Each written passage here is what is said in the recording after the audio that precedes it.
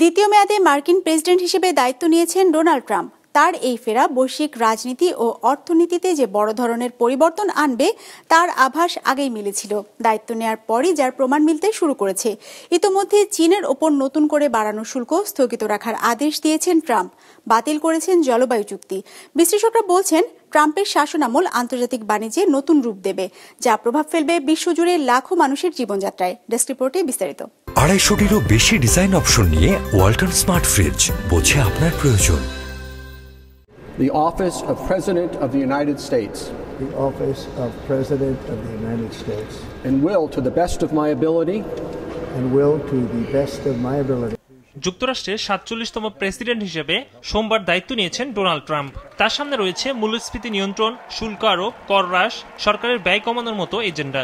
এসব করতেই বিশ্ব বাণিজ্যের গতিপ্রবাহকে বাধাগ্রস্ত করতে পারেন ট্রাম্প। যুক্তরাষ্ট্রে আমদানি করা পণ্যে 10% শুল্ক আরোপের কথা আগেই জানিয়েছিলেন ট্রাম্প।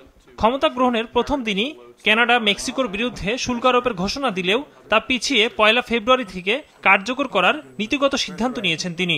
এর প্রভাব দেখা গেছে মার্কিন ডলারের বিপরীতে কানাডা ও মেক্সিকোর মুদ্রার পতনের মধ্য দিয়ে। এদিকে ইউরোপীয় শেয়ার শুরুর দিকে কমে যাওয়ায় ডলারের ভবিষ্যৎ শক্তিশালী হচ্ছে। এছাড়া চীনা পণ্যে 60% পর্যন্ত শুল্ক আরোপের ঘোষণা থেকে সাময়িক সময়ের জন্য সরে এসেছেন ট্রাম্প। অতিরিক্ত শুল্ক আরোপের বিষয়ে আরও পর্যালোচনা প্রয়োজন বলে মত দেন তিনি। ট্রাম্পের এমন ঘোষণায় উত্থান দেখা গেছে চীনের শেয়ার বাজারে।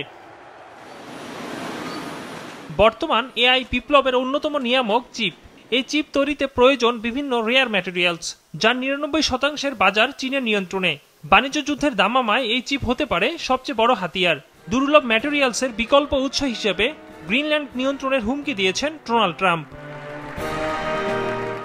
ট্রাম্প গ্যাস ও জ্বালানির উৎপাদন বৃদ্ধির অঙ্গীকার বাস্তবায়ন করবেন বলে আশা করা হচ্ছে। এতে জ্বালানির দাম কমবে, যা মূল্যস্ফীতি নিয়ন্ত্রণে ভূমিকা রাখবে। তবে 2015 সালে করা প্যারিস জলবায়ু চুক্তি থেকে বেরিয়ে আসার নির্বাহী আদেশে সই করেছেন ট্রাম্প। তার মতে এই চুক্তির কারণে চাকরি হারাচ্ছে লাখো মানুষ।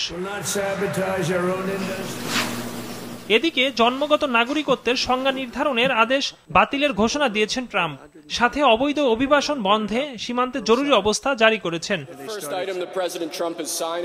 যদিও বর্তমানে যুক্তরাষ্ট্রের ঋণের পরিমাণ $36 ট্রিলিয়ন ছাড়িয়েছে, যা জনগণের মধ্যে ভাগ করে দিলে মাথাপিছু ঋণের পরিমাণ দাঁড়ায় $1,06,000।